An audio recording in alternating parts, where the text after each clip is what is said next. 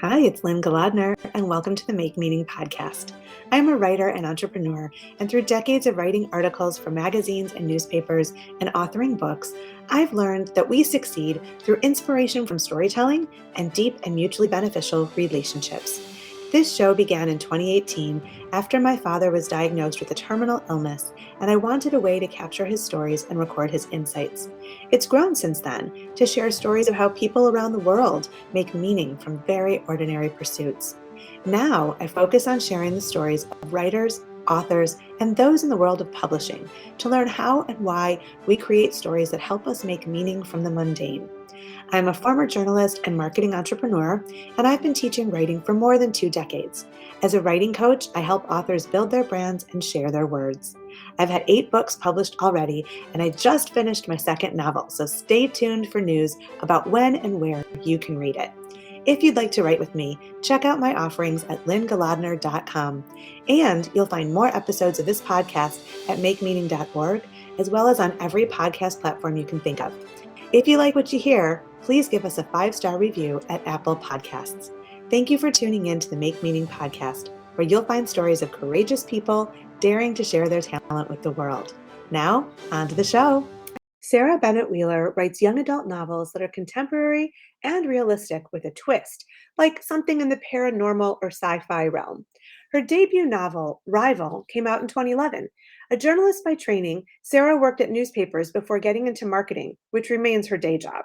She has written scripts and copy for major brands like Crest, Oral-B, and Swiffer. A native of Manhattan, Kansas, Sara sang in all the local choirs and wrote for her high school newspaper before attending University of Kansas, where she majored in voice performance and later transferred to journalism school. Today, Sara lives in Cincinnati with her husband, 2 daughters, and a lot of pets. I am thrilled to welcome Sara Bennett Wealer to the Make Meaning podcast. Thanks for having me. I'm so glad to be here. Me too. I'm so fascinated by how you straddle the worlds of marketing and creative writing, Yeah. because I also have worked as a journalist and then in marketing. And so I guess you could say that's still my day job, but writing is my first love. I'm assuming that's the same for you. Yes, Um, yes. so tell me about when you began writing creatively and how that led you into the YA realm. Well, I started writing creatively very young because my mom was an English teacher. Ah, So, I just kind of grew up, she was always reading, and then, grading her students' papers. So I saw people working on their writing from the beginning. She was also, British literature was her kind of specialty. So every Sunday night, Masterpiece Theater would be on PBS. So we would one of watch. my favorites. One of my Yes, favorites. I love it. yes. So Austen, Bronte, Shakespeare. I kind of got all that at a young age, and I just remember one of the coolest things for me was getting a blank notebook. Uh-huh. Because then I could fill it up with stories. And it was just an urge I had, I think, just because being surrounded by fiction and writing from such an early age. And then, I was always kind of an English wonk, all the way through high school. I did the AP classes, and writing was always something I knew I could do. Mm-hmm. So I went to journalism, which I thought that would be a good way to use my writing interests and talents, but kind of quickly found that journalism is a lot more about gathering information and exposing corruption. And so it was great training in terms of working on deadline and taking feedback on my writing, but it wasn't really very satisfying creatively. So I kind of had a revelation. Literally, like one night I was sitting on my couch and I was like, you know what? If I do not write something that came just from me, was not assigned from an editor, does not have to do with city council zoning, I'm gonna have a mental health emergency. Like I really just knew. I was like, I've got to get something out of me that's creative. So sat down, started writing a book, and it ended up being young adult. Like the voice that came out was a teenager, and it just always feels that way. Whenever I'm working on something or I have a story idea, for some reason, it's always coming from a perspective of a 17 or 16 or 17-year-old. And I don't know why that is. That's really cool. Was there something significant about that age for you that you're just sort of like going back there? I think we all kind of look back on that time in our lives, and there are things that we remember and maybe wish we'd done differently, or things that maybe we didn't do that we wish we'd done, Yeah. things that were interesting to us that we kind of just went in a different path for. So I just think it's a really rich playing ground for all sorts of stories to come out of. And you know, none of my stories are really autobiographical. Some have been kind of sparked by some things I remember, some things that happened, some relationships I had, that gave me the kernel for the idea. But Hmm. then they always branch out and kind of become their own thing, right? Yeah. Yeah. Sure, sure. Yeah. So, it's interesting. I teach a lot of writing classes, and recently my students asked about how to make money at writing. And Oh, so one of them was like stunned that writing might not be the best path for a steady income. And, I've reconciled myself to the idea that my other talents and career pursuits are necessary for funding my writing. So I yeah. wonder how you feel about this. Yeah. So, um, I do make a very good living as a writer. Okay. Uh-huh. I do not make a good living as an author. So I Uh-huh. think there's a distinction to be made. I do always want to encourage people who love to write that there's a big demand for content creation. Hmm. And sometimes it's not always the most creatively fulfilling, but it is often a lot of fun. I work with a lot of brands that have cool things to talk about and cool voices, and being able to write well is a talent that's always in demand. Okay. And it's always going to be something that you can use for a livelihood. Now, you do have to reconcile it with the idea that you may not make a living as a best-selling author. Writing for publication, depending on how prolific you are, what genre you're in, and how good you are at kind of hustling, and Yeah. it can be done. But it also is kind of capricious. Is that book going to sell? Do you have enough books in the pipeline to keep you afloat? Do you have good health insurance? Do you have a partner that has good health insurance? Uh-huh. It's possible. I'm not sure if I'm completely answering the question, but I do want to be encouraging to anybody who is trying to make a living as a writer that, I do think marketing, content creation, that kind of thing is really good to immerse yourself in, to kind of make the ends meet while you do your creative work. Yeah, yeah, yeah. So tell me a little bit about your publishing journey. Like, how did your debut novel, Rival, find its publisher? Yeah, my publishing journey, started with that first book that I sat down and wrote that went nowhere. Uh-huh, it was of course. it was my kind of practice book. Then I wrote Rival and another book kind of in tandem, and finally got to a point where I was ready to query and try to find an agent. Hmm. I had one experience. The very first agent I got was kind of a little bit of a hot mess, and Ah, I had to sever that relationship before finding Holly Root, who is my agent, has been for all this time, and she's absolutely wonderful. Root Literary. uh-huh. Interesting story. She first went out with the book that was not Rival, the Hmm. second book that I'd Okay. written, and we were told we were going to get an offer. Hmm. We were all ready, and then they ended up going to one more meeting with Mhm. leadership, who decided no, there would be no offer. Oh, what a these bummer. kind these kinds of heartbreaks happen all the time in publishing, right? Yeah. So Yeah. get a thick skin, get used to it. Okay. Holly went back out with Rival, got great response from Harper Teen, but they did want a revision before they made the final offer. Okay. So again, you're going to hear that a lot. Get used to having people tell you that your book needs work. So Okay. I went back and did the required work, and then they made the offer, Okay. and the book came out. So that was that was how it happened. Very little, I think, is straight and narrow. And so what happened with subsequent books after that one? My next book was kind of a digital only. It was called Rush. That came out with Bloomsbury Spark. And then I had kind of a fallow period. I continued to write. I had a few things that I wrote that Holly took out on sub, and they didn't sell. And Ah, again, another lesson to learn. If you're in yeah. publishing, that will Yeah. happen. Uh-huh. Finally I wrote Now and When. And honestly, I wasn't expecting a lot from it.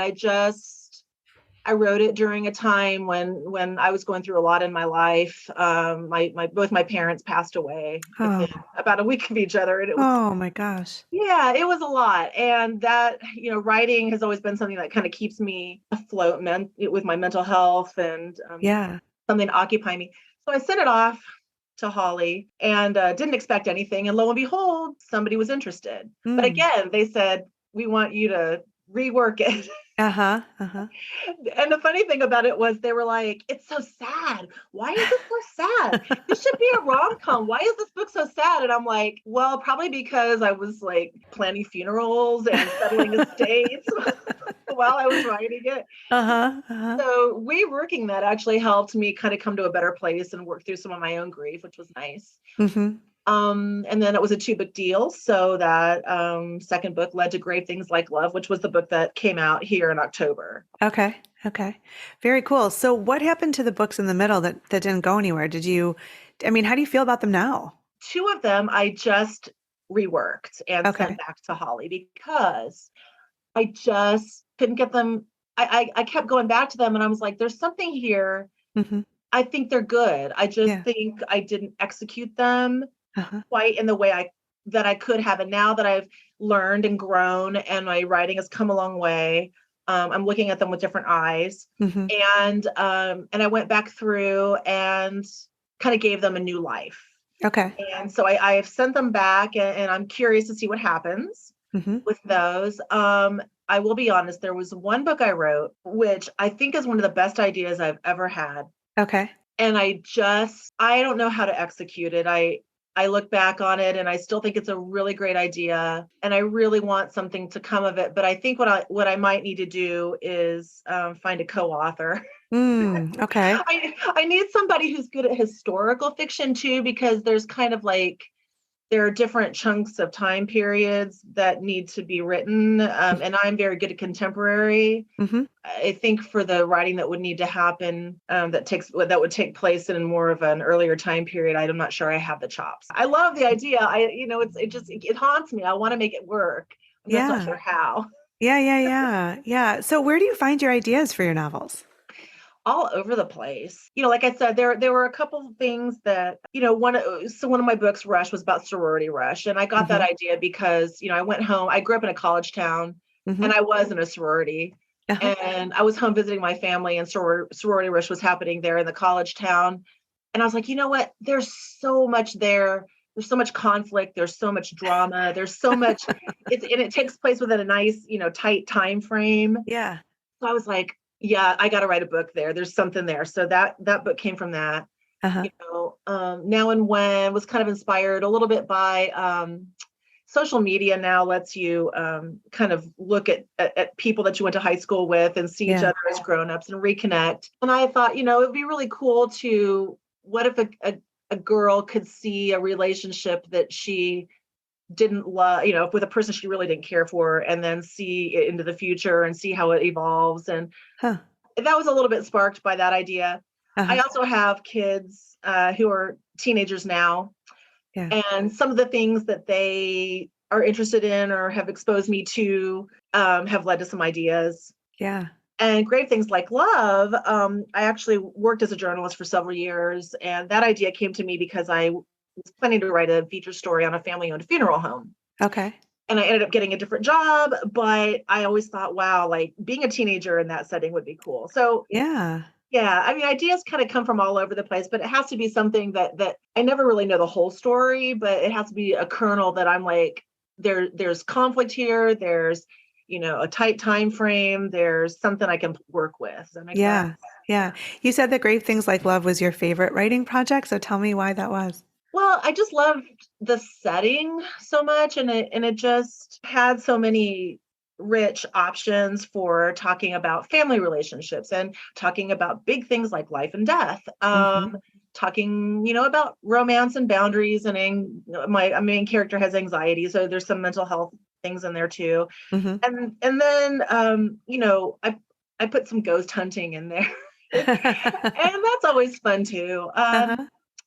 Just so much about it was fun. And also the character of Elaine, the main character, kind of felt the most like me of all the characters I've ever written. Like I really felt like I knew her Mm-hmm. and liked her a lot. And it was just fun to be in her world. Mm-hmm. Yeah, yeah.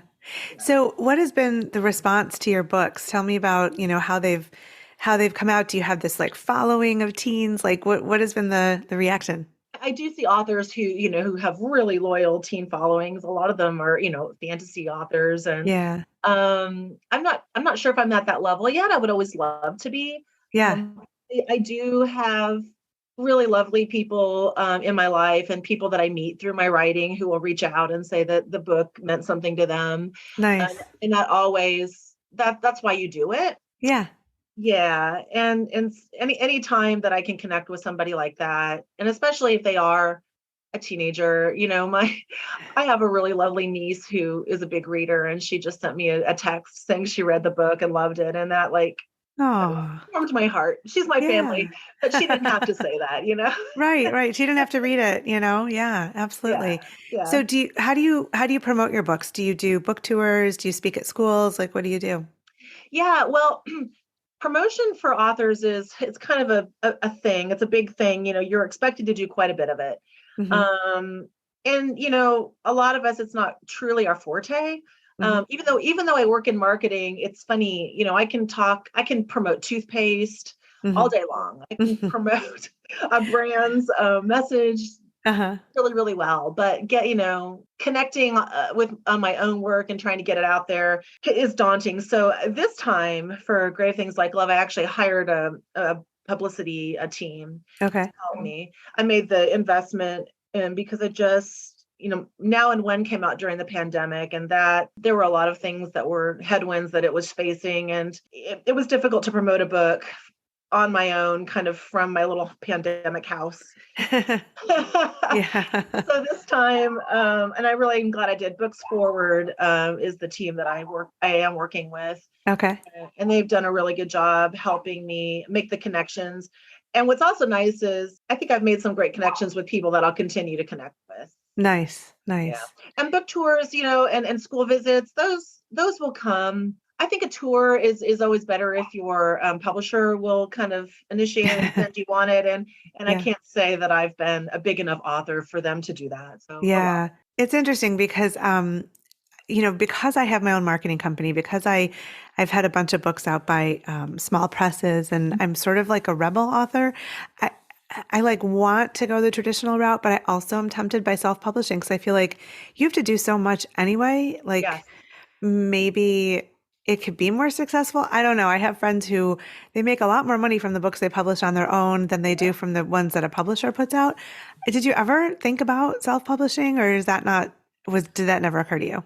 I absolutely have. And you are right. It's like it is what it is in Uh-huh. traditional publishing, whether or not you get the support that you think you deserve, or that you should have to help your book succeed is something you have to live with, right? Yeah. And you're going to do what you can on your own. You might decide that maybe those resources are best just all handled on your own. I will say self-publishing, you are then responsible for the copy editing and for hiring a good designer to do a great cover, everything, the quality control, all that product is your up to you as well. Yeah. But some people really thrive on that. Like they want that control. And I think it takes a personality that maybe I don't think I have at the end of the day, but I truly admire Uh-huh. those authors that do, because I've seen some that really, really are doing great. And a lot of those authors are pretty prolific too. Like they're able to,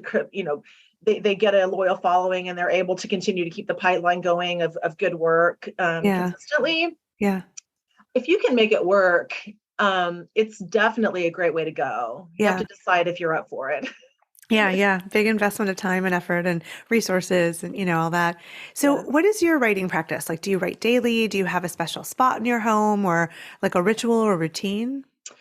So I do try to write daily. Mhm. I think we know it sounds like that the only way to write a book is to write the book. Yeah. Yeah, yeah. And that's where the journalism training came in handy, because I'm accustomed to sitting my butt down getting the work done. It's not always great, but you Uh-huh. can't improve on something that you haven't done, right? Right, right. I really prefer editing to writing. So I love, when I've got it done, when I've got a chunk and I can sit down and really fix it. That's the fun part. Hmm. But I got to do that work. So what I try to do is I try to do at least 500 words a day Okay. or a night. Okay. And often it is kind of in the evening. I often will do it up in bed. Uh-huh. Uh-huh. I love sitting outside and working. Yeah. Um, but I do challenge myself. And even if they're crappy words, like Yeah. I try not to worry too much. Often, I think maybe you've had this experience. It'll be a grind to get those 500 words out, and I'll be like, "Oh my God, this was terrible." And then the next day, I'll read back through, and I'm like, "That was actually pretty good." Sometimes when I think I'm on a roll and I'm like, "Oh, I'm really writing some great stuff," I'll go back and read it, and I'm like, "Oh, that's terrible." Some days when I'm doing the 500 words and it was the huge grind, sometimes those are the best 500 words I write. Does that make Yeah. sense? Yeah, yeah, for Yeah. sure. For sure. Yeah, it is interesting because sometimes I'll come back to some writing and I'm like, when did I do that? That's kind of cool. Yeah. Because like when you're in it, you just can't see it. You have to get a Yeah. little bit away from it and then be able to have some perspective. So that's such a treat when you discover that you wrote something great. It's like, Yes. yay me. So Yes. yes. Yeah. And I really admire some authors and I know some who write really well right out of the gate. Like Yeah. they can really churn it out and it's good first draft. Like you said, I had to get some distance. So sometimes Yeah. it has to marinate. Like I'll write it and it has to sit for a little while. I have to go back with fresh eyes to really be able to evaluate how good it was. Yeah. Yeah. Yeah. So, as our conversation comes to a close, what advice might you offer to aspiring writers? Write. You have to write. You can't. I'm not a big believer in the muse and writer's block. And I don't mean to minimize that. I do know people definitely have true creative block, and that is a thing. But Yeah. but you really have to just do the work, put it in, and you'll be surprised at how it adds up. You'll be surprised at how good it can be, Yeah. even when you think it's not. Do the work, but then also don't be afraid to get feedback. So sharing your work with others, Hmm. getting a critique group. If you are lucky enough to get an editor, be thick-skinned and and take the critique. If there's something that someone is telling you about your writing that doesn't connect, give it some Yeah. time. And often the things that I find that strike me the most offensively, like, oh my gosh, they obviously didn't get what I was trying to do there. Sometimes I go back, very often, and that was the piece of feedback that was the most critical. Yeah. So really, really, really be objective and willing to take that critique and make it work better. And then just Awesome. keep trying. I mean, honestly, publishing a long game. It's a long Keep game. trying. Yep. Yep. Yep. So, what's on the horizon for you? What's next? Okay, so I'm working on a book right now that is frying my brain, completely Oh, frying my brain because I want to do like a puzzle box kind of mystery story. uh-huh. It's another one of those big idea pieces like the one I talked Yeah. about where it never went anywhere. Yeah. Yeah. And I'm in love with this idea, and I'm about 6 chapters in, and really, really, really, really hoping I can figure it out because Uh-huh. that's what's next. But also, Holly has the other two books that I maybe those will sell in the meantime. But Yeah. as I wait on that, I've got the mystery box, and it's like really frying my brain. So, are you a plotter or a pantser? Which do you do? A little bit of both. Okay. Um, I'll pants it until I get to a point where I feel like I need to plot, and then I like to diagram. I get like graph paper Yeah. Yeah. because I like to be able to draw arrows and connections. Like I'll just kind of start brainstorming and then I'll draw. So I'll get myself to a certain point and then I'll pants it a little more. And I don't know. I'm a little bit. Yeah. I'm all over the place. Yes, yeah, I totally get it. Well, Sara, it's so great to talk with you. I hope both of those books sell, and I hope that the great big idea now is going to totally work, and you'll Thank be you. like riding high for it. So we'll look for all those titles from you. Okay, well, thank you, and good luck to you too. I really appreciate you having me on. Thank you. Oh, it's been such a pleasure to talk with you, and I really appreciate you being on the Make Meaning podcast. Thanks for listening to the Make Meaning podcast with Lynne Golodner. You can find us wherever you listen to your favorite podcasts. If you like what you've heard, subscribe and share this episode with the meaningful people in your world. And please leave us a 5-star review on your favorite podcast platform. You can learn more at makemeaning.org or lynnegolodner.com.